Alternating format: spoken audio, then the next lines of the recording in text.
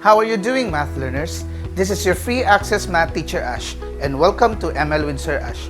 For today's lesson, we're going to sketch these given polynomial functions. So before anything else, please hit that subscribe button and notification bell for you to be updated of these cool clear math videos just like this.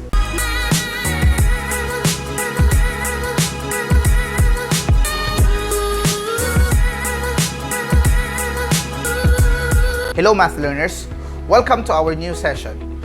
Today, we're going to sketch these given polynomial functions. The question is, how can we do this successfully? In order to do so, we need to consider 6 factors. What are these 6 factors for us to be successful in solving and sketching our polynomial functions? Number 1, you need to know all about the leading coefficient. The leading coefficient is the number beside the highest degree. Number 2, you need to know the degree of the given function. Degree is where you can see the highest exponent. Number 3, you need to know how many turning points will you have in the given function. Number 4, you need to know what is the Y-intercept. The Y-intercept is the intersection of your graph to the y-axis. Number 5, what are the zeros of the function? Zeros of the function is also known as the X-Intercepts of the given graph. So this is where the points located in which your graph will touch it in the x-axis. And finally, the multiplicity of x. So let's start. We have here P of x is equal to 4x plus 3. First thing you need to know is to consider how to obtain the leading coefficient and the degree. Okay, so leading coefficient and the degree.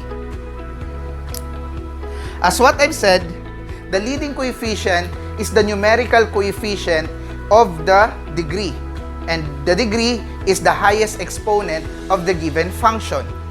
Now, in this given example, 4x plus 3 is equal to P of x, or P of x is equal to 4x plus 3. The degree here is 1, right? Because the exponent of our x here is 1.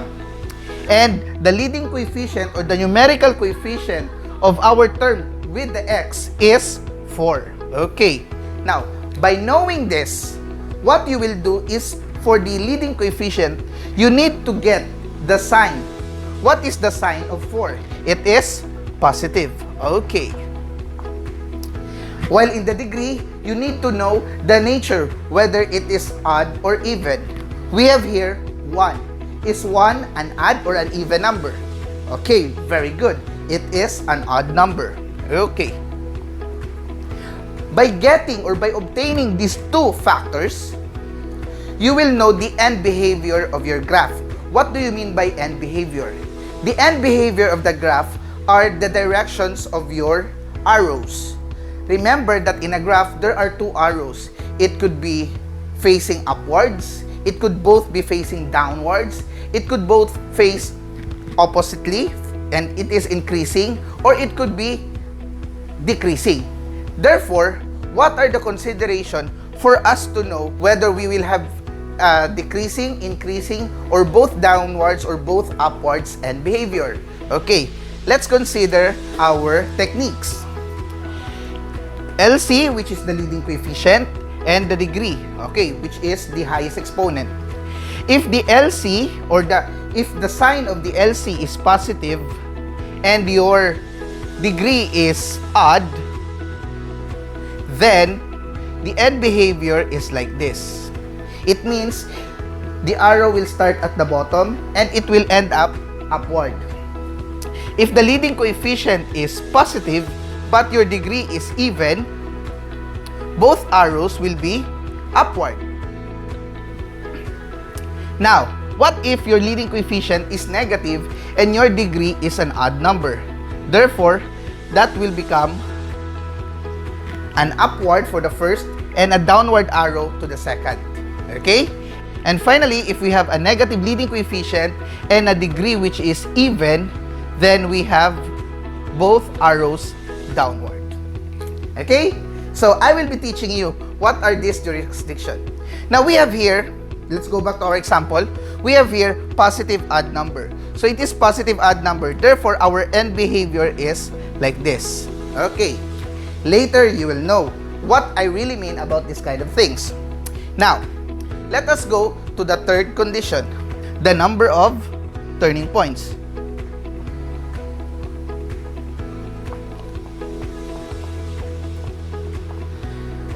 Okay, the number of turning points is very easy. You just need to subtract your degree by 1. So it means the degree minus 1 is equal to the number of turning points. So we have 1, because our degree is 1. 1 minus 1 is equal to 0. Therefore, if we will make this graph, we will not have any curves because there are no turning points. 0. Clear? Okay, let us go to the next factor. We have the Y-intercept. Now, in getting the Y-intercept, it is very simple. What you will do is, you just need to locate the constant term in a given function. Now, we have here 4x plus 3. What is the constant term? Very good. That is positive 3. Therefore, your Y-intercept is located at 0, positive 3. Simple as that. Okay, now let us go to our fifth consideration, fifth factor, that is the X-intercept, or what we call the zeros of the function. The zeros of the function are the values of x, or the value of x by which your p of x is equal to 0. Meaning, what you will do here is, you will try to solve the value of x when your p of x is equal to 0. Example, if we have here p of x is equal to 4x plus 3, your p of x here will become 0, and you will solve this as 4x plus 3. Okay? Now, this is very simple because it is a linear example. What you will do here is you just solve the value of x.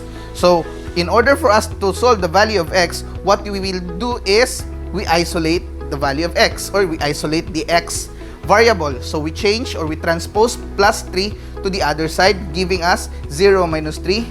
And on the other side, we have 4x. Okay? And then, we simplify this one. This will become negative 3. And then, it became 4x on the other side.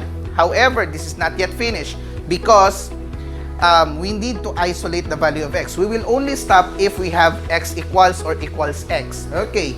So, in order for us to eliminate 4 here, we need to divide both equations, or the left and right side of the equation, by 4 for us to cancel this one. Okay? And then, we have negative 3/4. Meaning, the value of our x is equal to negative 3/4. If we put that into an ordered pair, we will have negative 3/4, 0. Okay? That's as simple. Now, let us go to the multiplicity. Okay. What does multiplicity mean? Okay. Actually, multiplicity is where we know whether the value of our x is repeating or not. Okay. If the value of your x is repeating evenly, meaning it repeated twice, 4 times, 6 times, it means that when the graph touches that point of intersection, it will turn. Okay? It will turn. However, if the multiplicity is odd, meaning it only happened once, thrice, 5th times, therefore, it will cross over to the other side of the graph. Example, we have here, the value of our x is negative 3/4. Now, do we have any value for other x? Okay, none. Therefore, the value of x here is only 1. That is negative 3/4. That negative 3/4 will crosses our graph. Now, this is the time that we will be sketching our graph. When we sketch the graph, we need the Cartesian plane, the y-axis and the x-axis, right? Okay, so let's put some arrows here. Okay, and then we put y-axis there, and we put x-axis here. Now, the thing here is, we will just need to put our y-intercept and x-intercept. Our y-intercept here is positive 3, so that is the y-axis. Positive 3, 1, 2, 3. You put the point there. Okay. Now, we have here negative 3/4. Remember that negative 3/4 is not yet 1. Okay? It is somewhere between the negative 1/2 and negative 1. So if this is your negative 1 and this is your negative 1/2, okay? Therefore, your 3/4 should be here. Okay? That's clear. Now, as what I've said earlier, our end behavior is this one. The arrow will start downward and it will end upward. So, if you try to make an arrow here and another arrow here, since we don't have any turning points, you just need to align the arrows. And now, you just sketch your graph for this given function. Easy, right? Okay, now let us consider another example. Okay, now let us go to our second example. We have 3 minus 2x minus x squared. Now, what is our degree here? What is the highest exponent? The highest exponent is this one. Okay, so therefore our degree is 2. Okay, then what is our leading coefficient?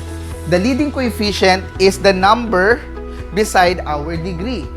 Since there is no number here, but remember, if you don't see any number and the degree is existing, there is an invisible 1 there. But since this is minus x squared, that means your leading coefficient is equal to negative 1. Okay? Because negative 1x squared. Clear? Now, so we have here a negative leading coefficient and an even degree. Negative even. Okay, so the end behavior of our graph will be like this. Clear?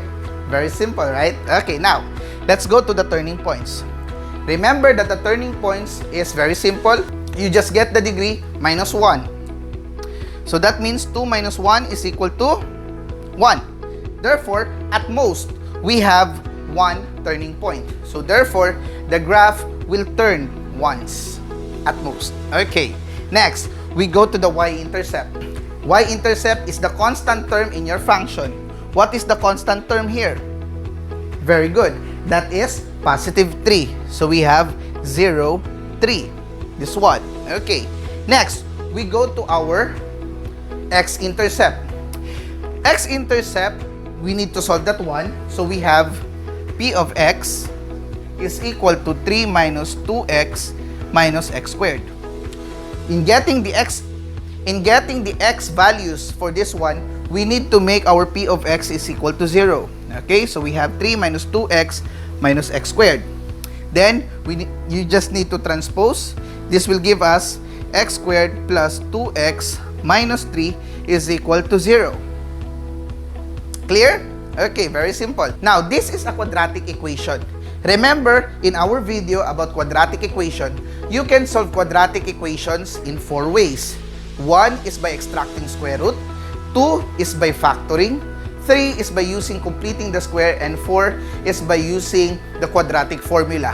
However, the fastest way for me is by using factoring. Now, let's try to factor this one. If we can factor it.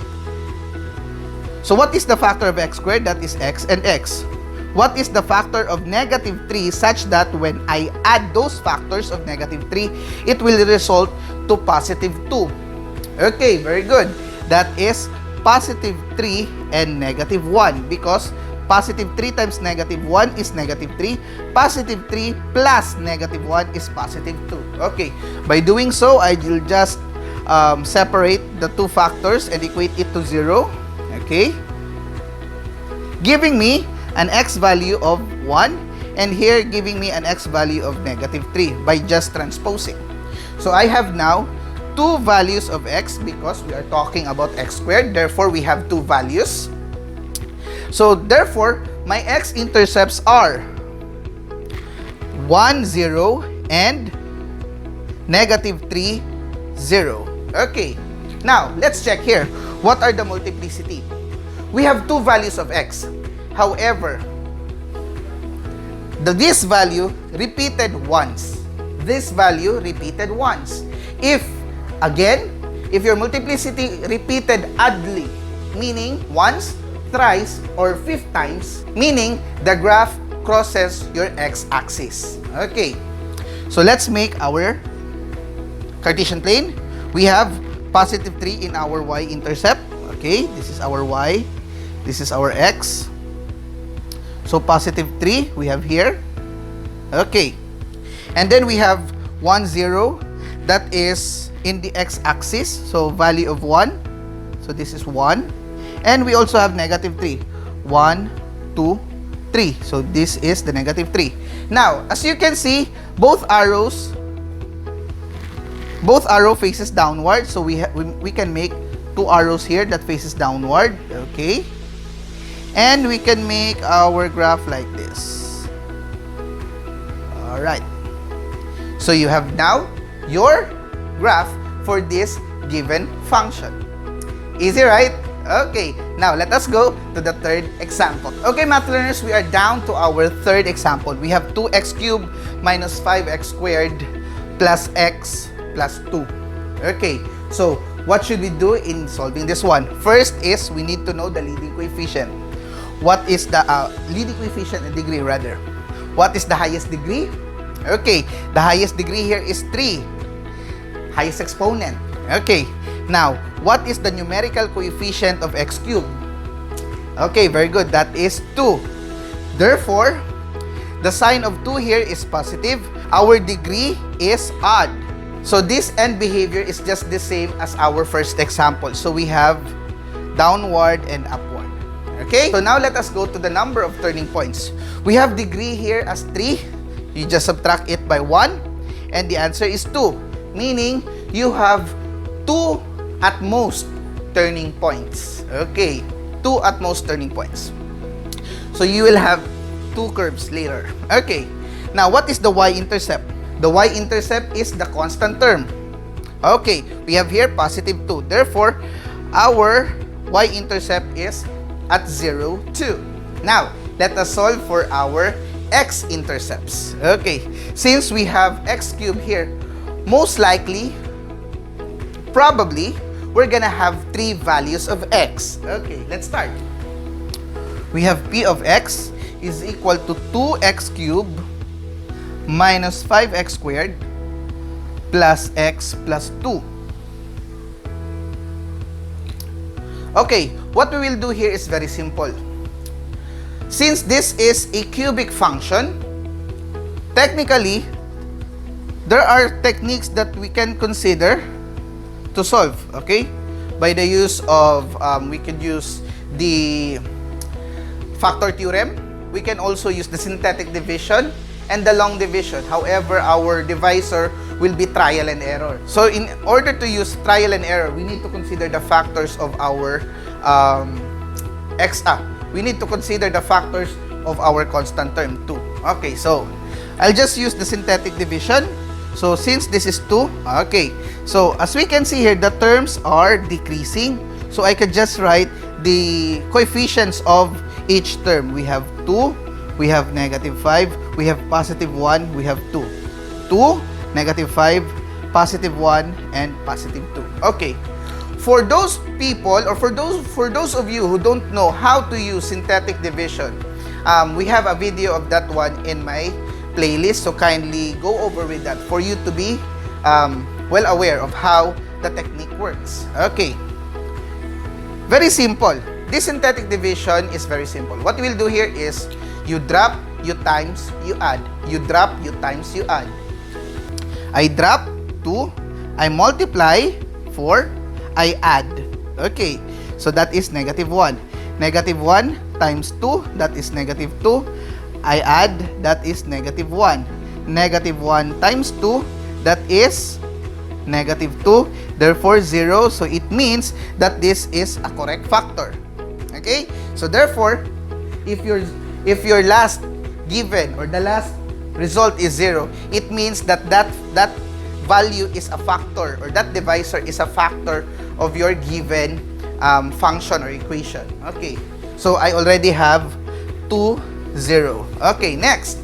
So since I have this one, I will just make my quadratic equation because this is already divided by a value divisor, so it will go down a notch. So x cubed, go down 1 notch, that will become x squared. So that is x squared, this will be x, and this is minus 1.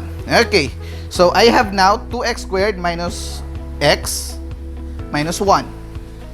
So this is now the time that I will be solving this one in terms of the quadratic equation methods. Okay. So what are the factors of 2x squared minus x minus 1? So factors of 2x squared are 2x and x. Factors of negative 1 are positive 1 and negative 1. So I might use this here, negative 1, and this one is positive 1. Okay, let's just consider trial and error. 2x times 1, that is 2x. 1x times, yeah, this is correct. Okay, so this is the correct factors. Okay, so now I will solve this separately. So 2x plus 1 is equal to 0. This is x minus 1 is equal to 0. So by transposing, I have x is equal to 1. That is my second value of x. So I have now 1, 0. Okay, and then I have here, this will become 2x equals negative 1. Divide both sides by 2. So I have now x is equal to negative 1/2. Okay, so another value of my x. So therefore, that is negative 1/2, 0. Okay, so I have now 3 values of x. So what I will do now is to plot disordered pairs to my graph. But let us consider first the multiplicity. Since the multiplicity are given, this one, and this one, they don't repeat with each other. They are just one time. They repeated one time. So there's no repetition. So therefore, the graph crosses to the x-axis. Okay. So now let us try to sketch. So then again, in sketching, it's very simple. You make your Cartesian plane, the y and the x. Your x-intercept is in 2, positive 2. Okay, so that one. Your x-intercept, first x-intercept is at 2, 0. So there is this one, 2, 0. And 1, 0, another here. And we also have negative 1/2, 0. So if this is your 1, your negative 1/2 should be here. Okay. Now, our arrow is like this. Upward, downward first, then upward. So if you make your sketch, it looks like this. Okay. That's as simple as that. Alright. Hopefully, you get this very clearly. Okay? So, as you can see here, we have 2 turning points. The first turn and the second turn. We have the end behavior. It started below. It ended upward. Increasing. And then, our Y-intercept, this one. Our X-intercept, this 3 here. Easy, right? Now, let us go to the final example. Okay, math learners, we are down to our final example. We have here, p of x is equal to x to the 4th minus 4x squared minus 5. First is you need to know the leading coefficient and the degree. What is the degree? Highest exponent, that is 4. What is the leading coefficient? What number is beside the x to the 4th? We don't see any, so it means there is an invisible positive 1. Therefore, our leading coefficient is positive and our degree is even. Positive even we have here. Okay, so our end behavior is both upwards. Okay, now, how many turning points? We just subtract our degree with 1 and the correct answer is 3. So we have 3 at most turning points. 3 at most. Okay, now what is the y-intercept? What is the constant term in this given function? We have negative 5. So therefore, we have 0, negative 5 as our y-intercept. Now let us solve for x. Now, it may be hard for you because it is in x to the 4th. But sometimes we need to be somewhat wise in solving this one. Now, I will teach you something.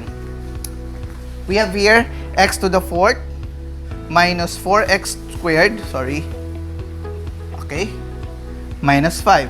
Okay, as you can see here, the term x cubed and the term x is not visible, meaning those terms are in the coefficient of 0, okay? So, technically, this is just a 3 term. Now, if it is 3 term, sometimes you can apply what you have learned in quadratic equation, factoring trinomials. Okay, so Can we factor this 1? Let's try. What are the factors of x to the 4th? So that is x squared and x squared. What are the factors of negative 5 such that if we add them, the result is negative 4? Okay. So since that is negative 5, it should be positive and negative. So in order for us to have negative 4 as a result in the sum of those factors, we will use 5 as the negative and 1 as the positive. Because if we multiply 1 times negative 5, the answer is negative 5. If we add 1 and negative 5, the answer is negative 4. Now, the question is this applicable? Is this correct? Technically, this is correct because we don't have any x cube and we don't have any x terms for this given. So, it is just like a normal trinomial. Okay? So, this will be equal to 0 because p of x is equal to 0. Now, we can solve them separately. So, we have x squared plus 1 is equal to 0. We have x squared minus 5 is equal to 0. If we try to solve this one, we have x squared is equal to negative 1. We have here x squared is equal to positive 5. Right? Now, we're not yet finished in solving this one because our x has still a power of 2. So, in order for us to eliminate the power of 2 here, we need to extract square roots or use extracting square roots. So, this will be cancelled. That will be x. However, this is an imaginary number because negative numbers don't have any square roots. So, the answer here is no solution. No solution. No real solution. Okay? No real solution. However, here, by extracting square root here, we have x is equal to positive negative 5. Okay. Now, somewhere, if you try to get the square root of 5, that is most likely 2 point something. Okay, 2 point something. Because 2 times 2 is 4, while 3 times 3 is 9, and 5 is between 9 and 4.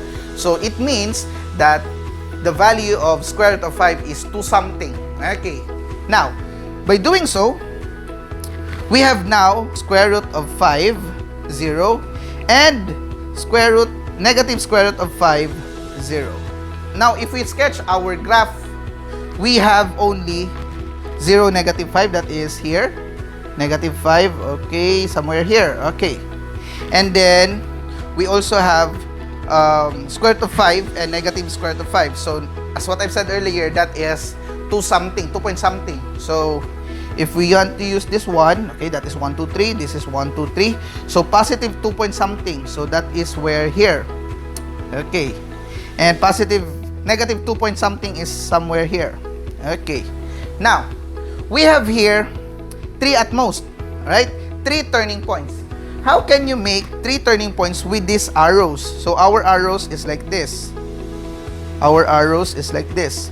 How can we make 3 turning points out of these given points? You can just make like this one. Okay?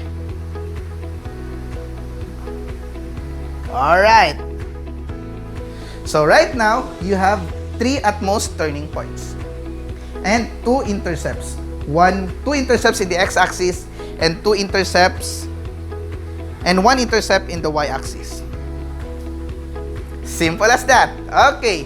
I hope you have learned a lot of things in solving or in sketching polynomial functions. If you do have questions, do not hesitate to comment in our comment section below. Now, I just like to shout out the student in Quezon City, Rap Esplana, for me doing this kind of discussion for you. I hope I have helped you a lot. Thank you so much. This is still your free access math teacher, Ash. And always remember, it is fun to learn mathematics if we are together learning. Thank you, God bless, and always stay safe.